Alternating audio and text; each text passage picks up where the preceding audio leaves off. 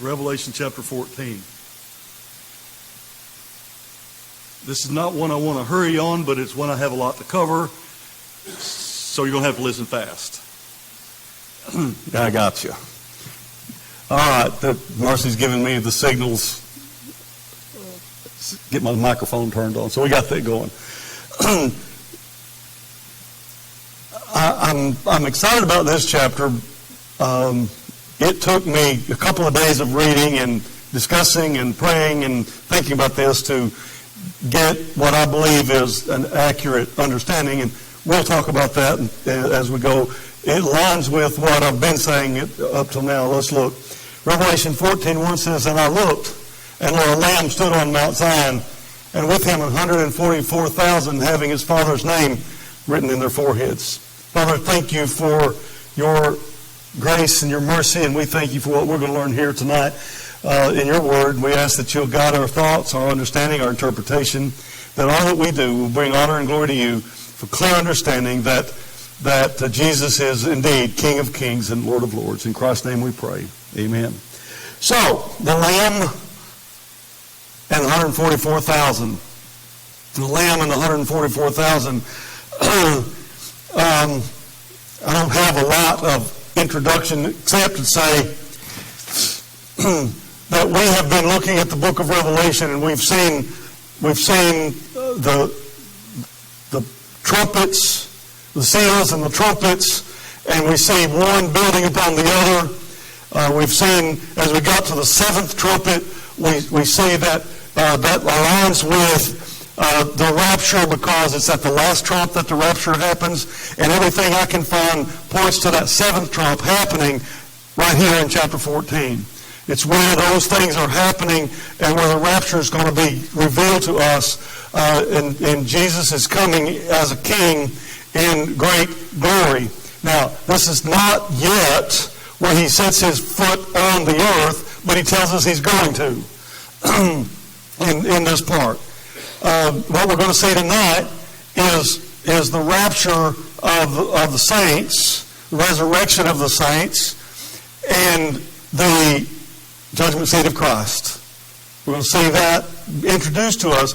As we get further into Revelation, we're going to get more details about these very same things. Chapter 16 gives us some details about the Battle of Armageddon. We're going to see chapter 14 sort of gives us a general outline of what's going to be happening through that time of rapture and Armageddon and judgment and all those kind of things, just right up to Jesus setting foot on the Mount of Olives. It tells us that kind of outline. It's more general. It's as a Jewish writing theme or style is, that they tell us what they're going to tell us, and then they spend some time giving us the details about what they're telling us. So 14 verse 1 we've read, and then go into verse 2, "And I heard a voice from heaven as a voice of many waters, and as the voice of great thunder, and I heard the voice of harpers harping with their harps, and they sung as it were a new song before the throne and before the four beasts." Where are they? Got to get where they are. Remember, way back early, we saw the four beasts and the angels flying and the martyrs under the throne and the 24 elders. This is where they are. All right, so I want you to get the scene in your head. This is where they are, and this is what we're learning from that. "And before the four beasts and the elders, and no man could learn that song, but the 144,000 which were," notice this part, "which were redeemed from the earth." Which were redeemed from the earth. The 144,000 Jews are still on the earth at this point. So this is not the same. I'll show that to you in a minute. "These are they which were not defiled with women, for they are virgins. These are they which follow the Lamb whithersoever he goeth. These were redeemed from among men, being the first fruits," pay close attention to that word, first fruits unto God and to the Lamb. "And in their mouth was found no guile, for they are without fault before the throne of God." That's a description of this 144,000 that were there. So what we see there is, you'll recall back in chapter 5, verse 6, the Lamb that was slain standing. That's who's there. That's who we're seeing now in this scene. We're seeing the Lamb of God standing. Notice verse 6, chapter 5, verse 6, and I beheld, and lo, in the midst of the throne of the four beasts, in the midst of the elders stood a lamb, as it had been slain, having 7 horns and 7 eyes, which are the 7 spirits of God sent forth into all the earth. We see the lamb that was slain before the foundation of the world, of the earth, and now we have, he's standing there, and now we have the lamb in this part of the book. Revelation chapter 13 and verse 8 says, and this is back in the previous chapter, remember this is a little bit of review, and all that dwell upon the earth shall worship him, whose names are not written in the book of the life of the Lamb, slain from the foundation of the world. So that's telling us there's going to be those who worship the beast, except for those whose names are written in the Lamb's book of life, who was slain from the foundation of the world. I want you to see the description of the Lamb that was slain. That's what I want you to understand. This is who this is. Now, this same Lamb stood on Mount Zion. Now, I had to determine, and I did a lot of study on where is this Mount Zion. One of the things I learned as I studied this was Mount Zion that's at Jerusalem now was not called Mount Zion back then. They hadn't named it yet. So John would not have referred to that place as Mount Zion. He would, however, have referred to some heavenly things. I'll show you that in a second. It is not Jerusalem, not this time. It refers to the heavenly Mount Zion. A heavenly Mount Zion, we see it described in Hebrews chapter 12. But ye are come unto Mount Zion, and unto the city of the living God, the heavenly Jerusalem, and to an innumerable company of angels. Now, what it likely is the New Jerusalem prior to it being set on the new earth, prepared and ready as a bride prepared for the groom. The New Jerusalem, the inhabitant place for the bride of Christ, likely is what this Mount Zion is. So we see the Lamb slain from the foundation of the world standing on Mount Zion. That's what we see happening there. Now, who are the 144,000? Could it be the 144,000 Jews in Revelation chapter 7? That's where we learned about them at first. Here's their description. And I heard the number of them which were sealed, and there were sealed 144,000 of all the tribes of the children of Israel. And then he goes on in that chapter to say 12,000 from each of the tribes times 12 gets the 144,000.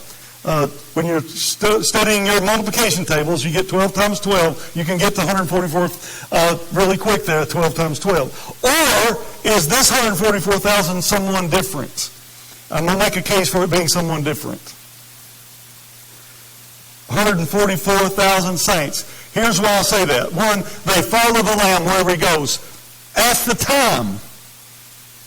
Now, where are they? Around the throne. Where is this 144,000 there? The 144,000 Jews are still working on the earth. They're in the second half of the tribulation period. They're there. They're not in heaven. They're not following the Lamb wherever he goes. They're still dealing with the Antichrist and all that's going on here. So you have another 144,000, probably a representative group of a lot of Christians who have been martyred. Probably a representative group. I'll show you where they come from in just a minute. These have already been resurrected. This is important. They are in heaven around the throne. It calls them the redeemed among men. What does redeemed mean? We talked about that a little bit this morning. They are Christian. They are saved people. They are saints. They are people who have been redeemed by the blood of this Lamb. Where they are following him around. The following around seems to be that they are serving the Lamb. They're attending to the Lamb there in heaven. And then he calls them first fruits. What is first fruits? Christ is the first fruits of the resurrection. 1 Corinthians chapter 15 and verse 20. It says, but now is Christ risen from the dead and become the firstfruits of them that slept. But watch what happens at the resurrection in Matthew. When Jesus was resurrected, there was a group of people that had been dead and buried that were resurrected at that time. I made the statement once not too long ago that the only body in heaven is the body of Jesus. That is incorrect. There's this 144,000 resurrected bodies along with Jesus in heaven. Okay, now who are they? It says, and the graves were opened, and many bodies of the saints which slept. This is Matthew chapter 27. The graves were opened, and many bodies of the saints which slept arose and came out of the graves after the resurrection and went into the holy city and appeared unto many. That is a part of the first fruits resurrection. Jesus' first fruits, then them. They were resurrected at the time of Christ's resurrection. That is that initial resurrection. What's important about that? What's important about the fact that Jesus was resurrected and so were they is to show us that there's more to come. It is like, I think if you go back to the Old Testament, it's like a wave offering. More to come. More is happening. Then it says, and afterward, something else is going to happen. Notice 1 Corinthians 15:23. But every man in his own order, he's talking about the resurrection. Every man in his own order, Christ the firstfruits, and afterward, they that are Christ's at his coming. When? At his coming. This tells me that the rapture happens when he comes. Now, for the first of the week rapture, folks, and let me stop and say this. I've used that term first of the week. Everybody understand what that is? 7-year period known as the tribulation period. I used that last week and I lost some folks. So I want to make sure I don't lose anybody. A week is a group of 7. We use the term week to refer to a group of 7 days. Daniel's 70th week is the week of the tribulation period. Now I would have to spend some time talking about 69th and then 70th. I'd have to spend some time on that. I'm not going to do that tonight.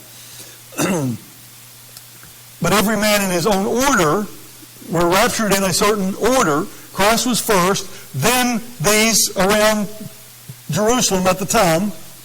I kind of tend to think there was either exactly 144,000 or they were representative of whatever number of resurrected at that time. You take your pick, I don't care. Because it doesn't change the rest of the interpretation.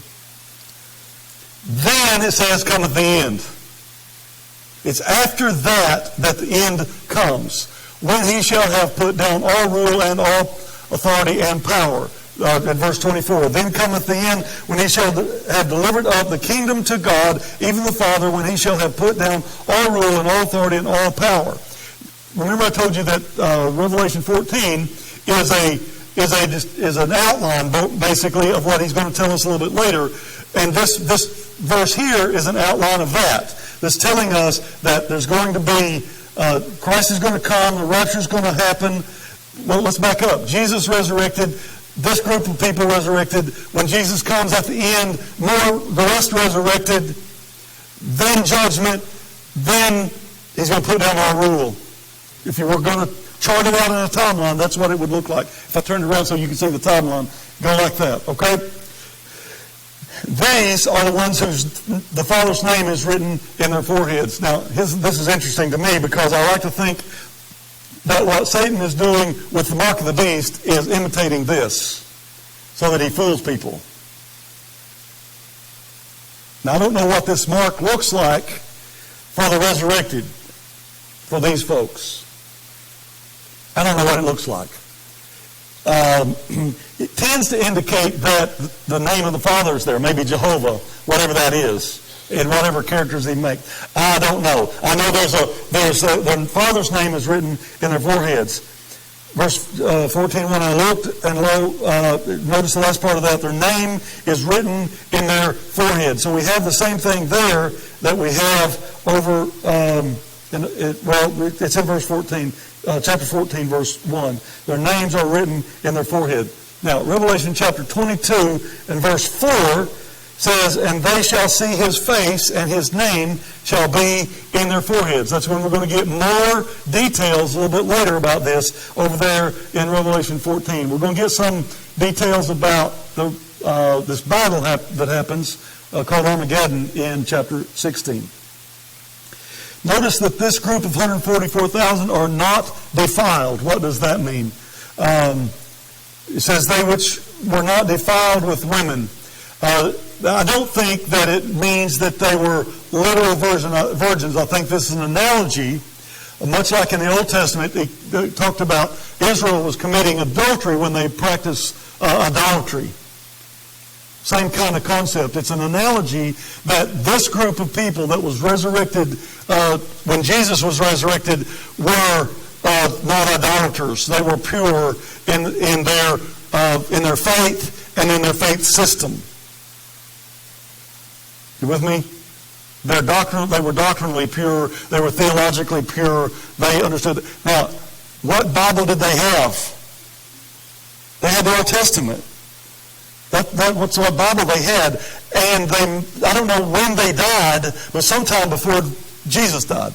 And they were buried there somewhere around Jerusalem sometime before Jesus died. And they were people that were saved. How were they saved? Same gospel. It wasn't because they kept the law. Though I suspect they did as best they could keep the law because they were likely Jews. But they kept, because of where they were buried, when I say they were Jews. But they were pure. My message this morning was a little bit designed to say, John is speaking to this church that he's writing this to say, be careful about false doctrine and false teachers. That's what 1 John is about, and 2nd chapter in particular is about in 1 John. I didn't get through that very far. When I come back, we'll look at that again. But the purity, doctrinal and spiritual purity is critical, and these already have experienced that. Their robes were washed white in the blood of the Lamb. That part was taken care of, and then they had practiced their faith in purity. I'll show you that again in a minute. There was no idolatry, no doctrinal purity, and they were faithful. Now I want to talk to you just a little bit about what faithful means. Faithful, people who not only show up, but worship and serve the Lord. That's faithful. A faithful spouse is not someone that just stays at home, but also cherishes and nurtures the relationship of the husband and wife. That's a faithful spouse. So I think faithful in terms of a Christian is not only someone who doesn't practice idolatry, but is also someone who cherishes and nurtures the relationship with Christ. That's discipleship. We were talking about that earlier. That's about the discipleship. Paul said he wanted to present the church, when he's talking to the church at Corinth, as a chaste bride. Let's look at 11:2. It says, "For I am jealous over you with a godly jealousy, for I have espoused you to one husband, that I may present you as a chaste virgin to Christ." I will tell you that standing right here in my position, that's how I feel about my church. So it's a Lord church. Well, he gave it to me to pastor. So that's how I feel about us being as pure as we can be. To learn as close to what Jesus taught as we possibly can and practice it as closely as we possibly can to give him honor and glory and worship him and to praise him. And present Hopewell Baptist Church as our part of the bride as chaste or pure. That's the way I see it. Revelation chapter 14 says there was a voice that spoke in heaven. And I heard a voice from heaven as the voice of many waters and as the voice of a great thunder. And I heard the voice of harpers harping with their harps. Now where was this voice? It came from heaven. We've heard descriptions of this voice before, very much the same way. Many waters, great thunder. Every time we've seen that, it's been the voice of some kind of voice of deity. Some kind of the voice of deity, either an angel speaking for God, or Jesus speaking for God, or God the Father speaking, but it's been, every time we've seen this description, it's been the voice of God. Now, there was a new song. Who was singing the new song? I think it's 144,000. I want you to listen to what I think is going on here. You ever been to or seen a coronation? You watch Prince Charles when the coronation happened and he was crowned king in England. That was just a couple of years ago. That's a coronation. When the homecoming court at the high school has homecoming and they put the crown on the homecoming queen, that's a coronation. What I think we have here with this new song is this 144,000 are singing and the angels are playing their harps and they're singing this great choir in heaven at the coronation of the King of Kings and Lord of Lords. I don't know. That's exciting to me. That's the coronation of our King. And he is about to step out of heaven and come on a cloud. We're going to see the cloud in just a minute. We're about to see the cloud. We're about to see him coming. I get excited just thinking about it. We have this choir singing and the harpers harping. Our King is coming. And they sang a new song as it were, and they sung as it were a new song there before the throne and before the four beasts and the elders, and no man could learn that song but the 144,000 which were redeemed from the earth. Do you see them? Can you hear them singing? I don't know the words. We can't learn it. I wonder maybe we get it someday, but right now we don't have that song. I just think they're the choir in heaven. In chapter 5, verse 9, it says, and they sung a new song. This is back a few chapters. And they sung a new song saying, thou art worthy to take the book and open the seals thereof, for thou wast slain and hast redeemed us to God by the blood out of every kindred and tongue and people and nation. I don't think that this group sang this song in chapter 5. That was new then. Now they got a new song. I don't know what the song says, but it's a coronation song. And I'm convinced that the harpers were the angels there. Had a visiting preacher one time at the church where I was pastor. He we came to visit with us, and his wife didn't come with him. And he told us that he really hated to see his wife stay at home. And then he went on to tell us that he said, my wife's an angel. Then he cracked a joke and said, she's always up in here harping about something. Listen, these angels were God's angels harping. They weren't complaining about anything. They were praising God with their harps. And they were praising God to let him know that he is it. And where did they sing? The audience was the beasts. Who were the beasts? And back there, it was those angels like the seraphim with the wings and it was a really strange description. And the elders. Remember the 24 elders? They were around the throne. And they sat on 24 thrones. And they were there. Who was the audience? I think this is the coronation court. Can you see the scene? The crystal sea. The throne of God. The Lamb standing there receiving a crown on his head. 144,000 are singing. I think you have some martyred saints still under the throne that's not part of the choir. And the angels are playing their harps. And no one else was allowed to learn the song. We're getting ready for something spectacular to happen. He is introducing something really spectacular. Then he introduces, there's actually 6 angels in this chapter. We're going to look at 3 of them right now. It says, and another angel, in Revelation chapter 14, 6 through 13, another angel having the everlasting gospel to preach to them that dwell on the earth.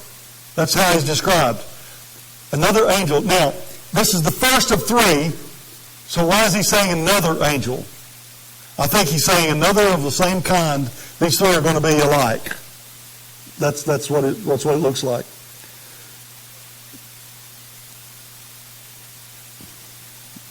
I'm missing something. But anyway, let me go on.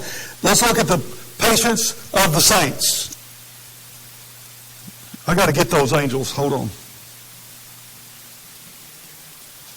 You know, when the power went off last week, I decided to do something different. What do you think about that? For some reason, I don't have the slides in there. So let me share this. I do have it here.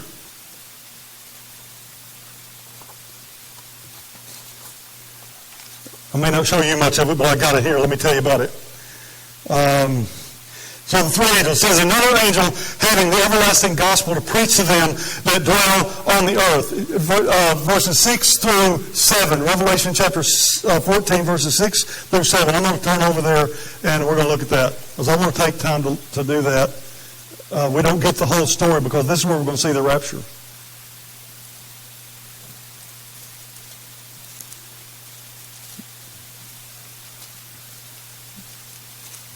Revelation chapter 14, beginning with verse 6. Let me read verses 6 and 7. And I saw another angel fly in the midst of heaven, having the everlasting gospel to preach to every nation and kindred and tongue and people.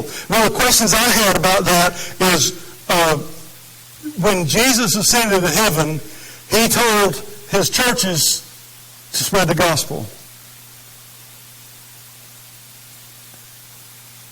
And this is the first time we see anybody other than disciples spreading the gospel.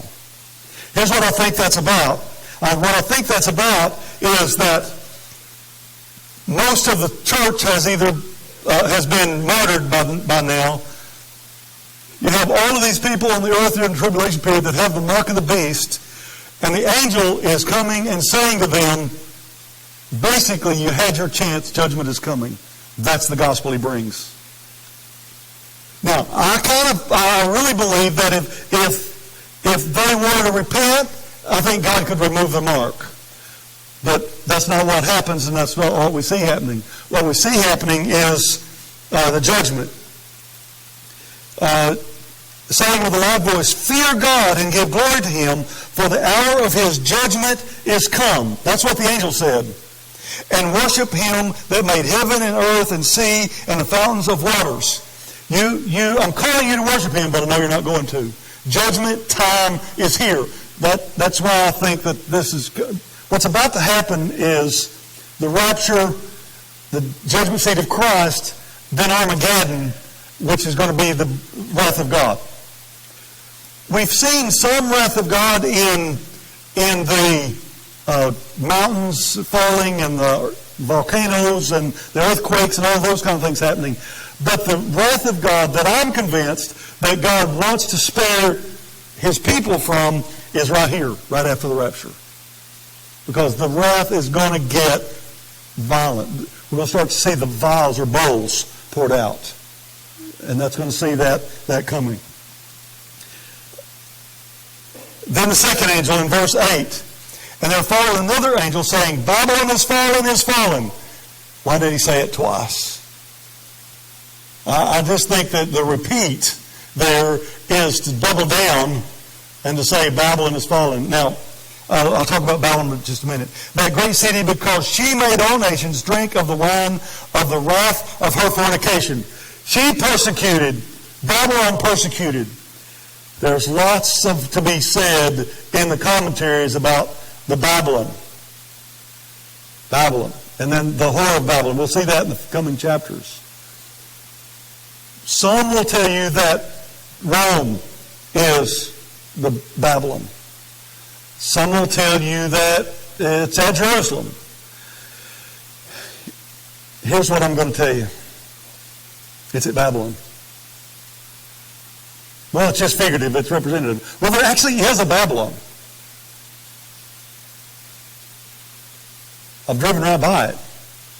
I didn't get to go in it. We were too busy doing other things. But there's a Babylon.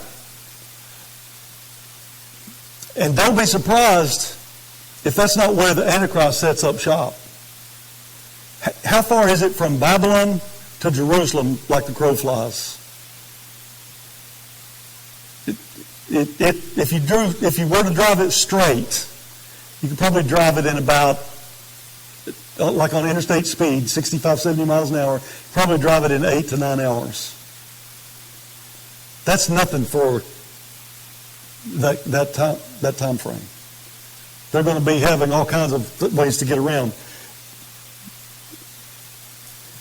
Is it a sign that I have a ladybug on my pulpit?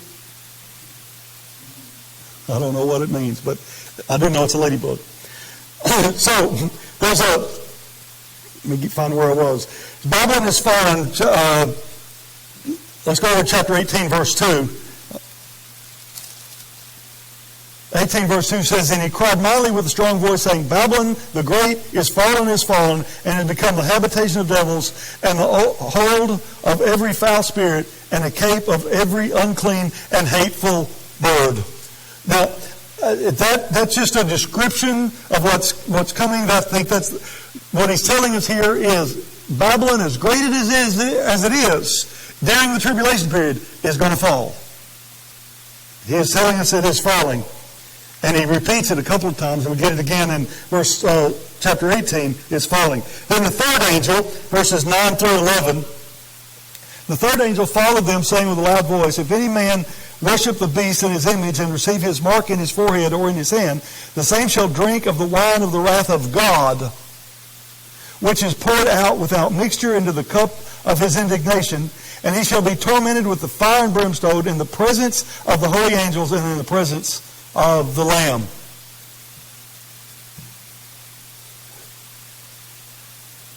Those who take the mark of the beast are going to be in fire and brimstone in the presence of holy angels and of the Lamb.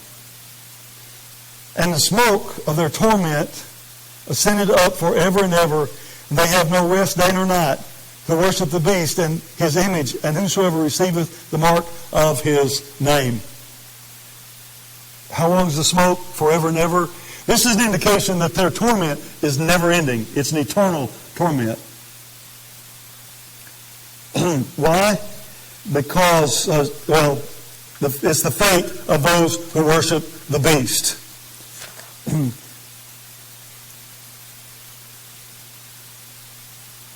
Let me see if I've got my pages right. I'm going to have to start numbering these pages of them. We'll do this.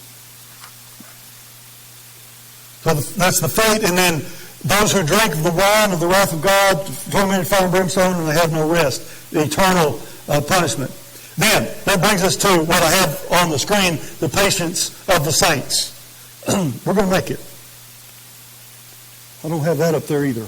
Man, I really messed this up. The patience of the saints, verses 12 and 13.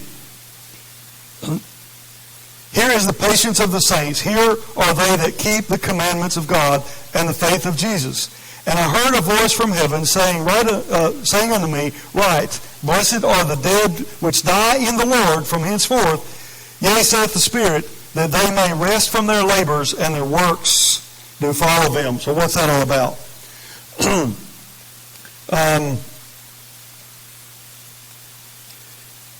It says they kept the commandments of God. They're obedient. They follow the truth. They have the faith of Jesus. They are followers of Christ. These are the saints. It says, Blessed are the dead which die in the Lord. We can go to Philippians 1:21. Paul said, For to me to live is Christ, and to die is gain.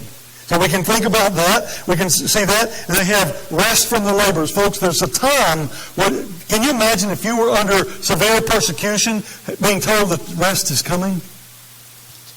That's got to be joyful. And he says their works follow them. I want to turn over to 2 Corinthians chapter 5. One of my favorite books. 2 Corinthians chapter 5 verse 10 says, For we must all appear before the judgment seat of Christ, that everyone may receive the things done in his body, according to that he hath done, whether it be good or bad. The judgment seat of Christ. The works do follow them. Folks, this is the announcement of the rapture. This is the announcement of the rapture. Let's go back to Revelation 14:12 and 13.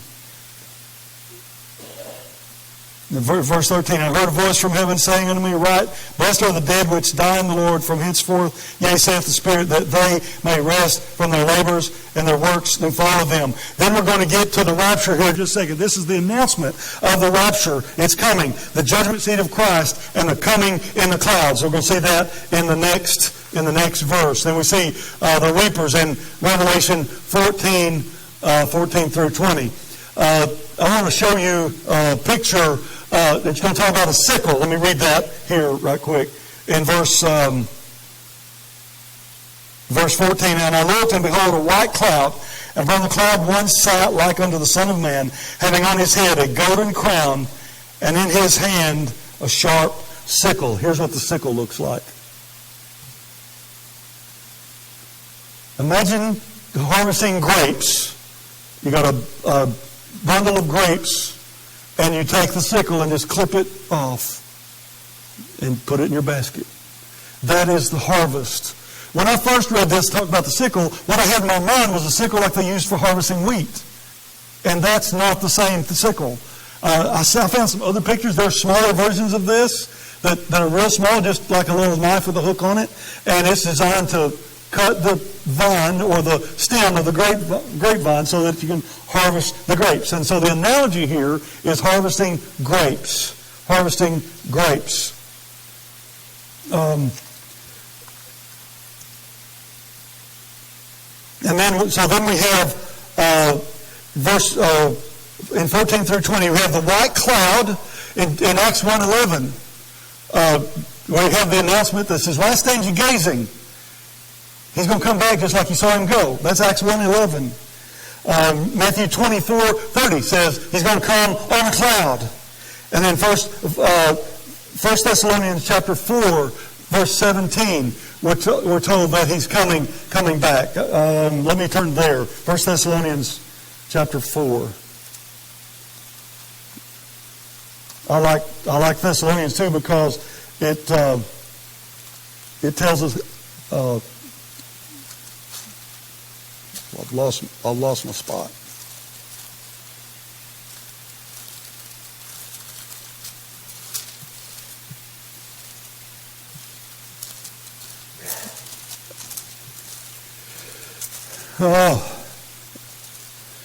If I was in a surgery, I'd be behind, wouldn't I? 1 Thessalonians chapter 4, verse 17 says, "Then we which are alive and remain shall be caught up together with them in the clouds." So Jesus comes on the cloud, the rapture happens up to the clouds.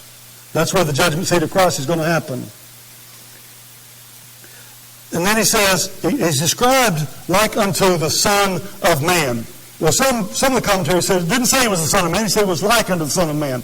Well, every description of him here is description of the Son of Man. We want to make sure that we understand that this is the Son of Man. This is the same one that is the Lamb slain from the foundation of the world. This is the Lamb that was crowned King of Kings and Lord of Lords just moments ago. It's a clear reference to Jesus. Luke 12:40 calls him the Son of Man. He describes himself as the Son of Man in many places. And here we're told that he has a golden crown. Revelation 14. 14:14, and having on his head a golden crown, and in his hand a sharp sickle. Folks, why does he have a crown? Because he is the king. And that's why he has a crown. And he has a sickle because he is the harvester of you and me into the rapture. He is the harvester.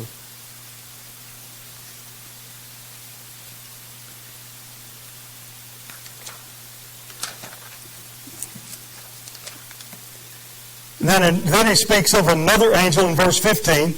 He says, "Another angel came out of the temple, crying with a loud voice to him that sat on the cloud, Thrust in thy sickle and reap, for the time is come for thee to reap, for the harvest of the earth is ripe." He's telling him that it's time for the rapture, and then there's another thing that happens. Well, I'll get to that in a minute. For the earth is ripe, and he that sat on the cloud thrust in his sickle on the earth, and the earth was reaped. verse 16. Folks, this is an analogy that shows the rapture. We've already looked at 1 Thessalonians 4:17. But there's another reaper. There's another reaper. In verses 17 through 20, another reaper is second reaper. This is not the reaping that you want to be a part of. Verse 17, another angel came out of the temple which is in heaven, he also having a sharp sickle. And another angel came out from the altar which had power over fire, and cried with a loud voice, cried to him that had the sharp sickle, saying, Thrust in thy sharp sickle, and gather the clusters of the vine of the earth, for her grapes are fully ripe. And the angel thrust in his sickle into the earth, and gathered the vine of the earth, and cast it into the great winepress of the wrath of God. This angel is harvesting everyone else in the wrath of God that comes along with the Battle of Armageddon. Actually, it's just before the Battle of Armageddon. It's coming. Notice verse 20. And the winepress was trodden without the city, and blood came out of the winepress, even unto the horse bridles, by the space of 1,600 furlongs. That, I had some discussions and reading. Some of the commentaries will say this is a brief description of the Battle of Armageddon, or the battle that happens in the Valley of Megiddo. That's where that happens. That's where this blood is going to be bridle deep. Bridle deep. If you've ridden a horse, you know it's going to be, kind of here, 4-ish feet. That's a lot of blood. But remember the size of the army that came to that battle? The 200 million man army? Yeah. That's a big battle. That's a lot of blood. And they're going to be defeated. We'll see a little bit later when Jesus comes and he actually he does the fighting, comes on a white horse, and you see others coming on white horses, the armies of heaven come on white horses. But the only one you actually see fighting is Jesus. And he don't fight long. He doesn't have to. So here's what I say in this chapter. It's an overview of kind of from where we are to where we're going to be. We're here now serving, preaching, teaching. Be ready. The tribulation is coming. The tribulation period is coming. The time of the Antichrist is coming. The time of persecution is coming. The time of the wrath of God is coming. It's going to start ramping up in the second half of the tribulation, and it's going to culminate right here at the extreme wrath. God has had enough. I think that's one of the reasons the angel presents the gospel one more time, to say, you had your chance. The judgment is here. I'll remind you that at the end of the millennium is when the lost will be raptured. Yes, they'll be raptured. And they'll be judged at the great white throne judgment. That's still 1,000+ years away, right? It's 1,000 years after this rapture. I will be presenting over the next few weeks as we get to these kind of the details that happen when Jesus comes, where these battles happen, and how he gets to the Mount of Olives, and how that's going to look, what that's going to look like. I'm not sure he has to set feet on the earth to defeat the armies in Megiddo. So when he puts his foot down, it's going to be at the Mount of Olives. That's where that's going to happen. All right? So, I think I'm out of soap. Any questions? Yes, ma'am.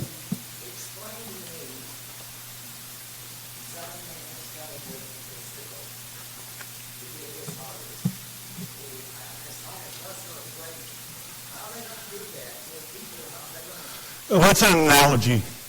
It's an analogy for harvesting. So don't take that too literal. What it amounts to is, like the grapes are ripe and they're ready to be harvested, Jesus is going to come get us. Don't take that literal. That's an analogy. Yeah. Yeah. You don't want to be clipped with a sickle either. Yes, ma'am.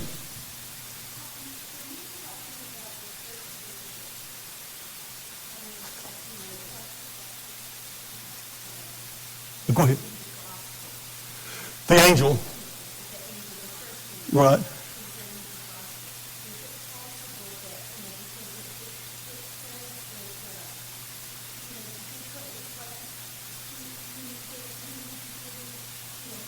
already have the mark and everything, they have no hope. Right. But for them that don't, it's like a last chance Yes. for them to acknowledge the Lord. Yes.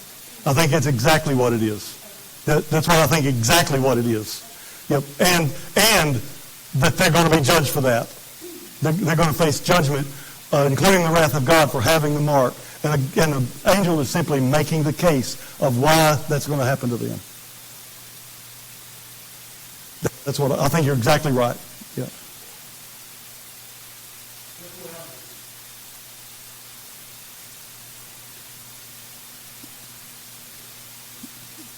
Have I created confusion or cleared things up a little bit? You can say it. I don't care. If it's confusion, I want to know what the confusion's about, and then we'll go study it and come back and look at it.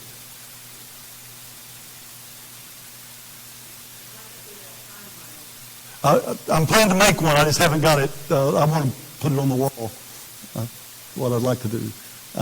I'm not artistic, but I'm going to try to. I can draw lines. I got to go down to the store and buy all of that art butcher paper so I can make it long. I can't do it on a sheet of paper. We're going to have to do it 4 times because I'll mess it up and have to start over.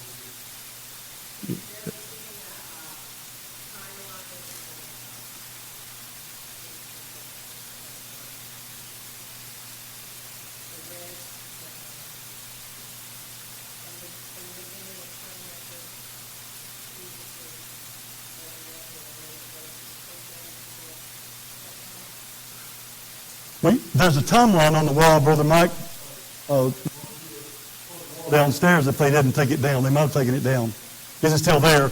And it's got a lot of timeline on it. And some of that stuff that we're talking about is there. I don't know exactly how that particular timeline, I don't know where they place the rapture. I haven't looked at that part lately. Whoever did that chart, I don't know where they put it. I am decided to approach Revelation.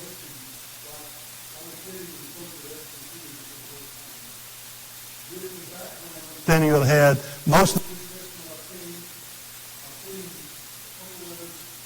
since I've probably seen at least one of the Thessalonians. I've seen Daniel, and this addresses my church specifically, but tells others that lets me know what's going on, and then starts to tell me about what's going to be coming. How would I understand it? That's been my approach to trying to understand this. How would they hear this? And so as I look at it like that, when I look at this particular chapter like that, I'm saying they're not going to make too much of some of the really wild analogies I've seen played out and types and pictures that I've seen played out in some of the commentaries. I don't think they're going to do that. They're not going to say, well, the number 12 is the number, or the number, I don't think they're going to do that. I think what they're going to do is say, he's coming. And we're going to see these things happen. This is why I think John said, right at the end of this letter, even so, come, Lord Jesus. Let's get this over with. Folks, this is a book of celebration. For to me to live is Christ, and to die is gain. It's a book of celebration. The King of Kings and Lord of Lords is crowned, and he's coming, and he wins. We don't have to be all bent out of shape about that. Whatever the Antichrist has done, whatever the world turmoil has been, God has us in his hand. John chapter 10, no man can pluck us out of his hand. We have that, and it's clear, and eternity is ours. And what's going to happen at that judgment seat of Christ is, I want you to go do this, and I want you to go do that, and I want you to go do this. You have this responsibility over there. You're going to be mayor of this city, that city. That's what's going to happen at the judgment seat of Christ. You're going to be appointed responsibilities based on faithfulness to Christ. Wow. Now, Yes. This is the hope message for those folks that were likely facing persecution at the end of the first century. When they received this letter, they were likely receiving persecution. Paul has been jailed and executed for preaching the gospel. John has been exiled on the Isle of Patmos for preaching the gospel. This church is likely underground by this point because of the gospel. So the angel preaching the gospel is great news to them. It's a hope letter. It's not a, oh no, this bad letter. It's not that at all. It's a hope letter for you and me. I love it. Oh, it sounds bad. It's bad for somebody. And if I die, it's just better. Don't think that because we live in America in the 21st century, that persecution is escaped.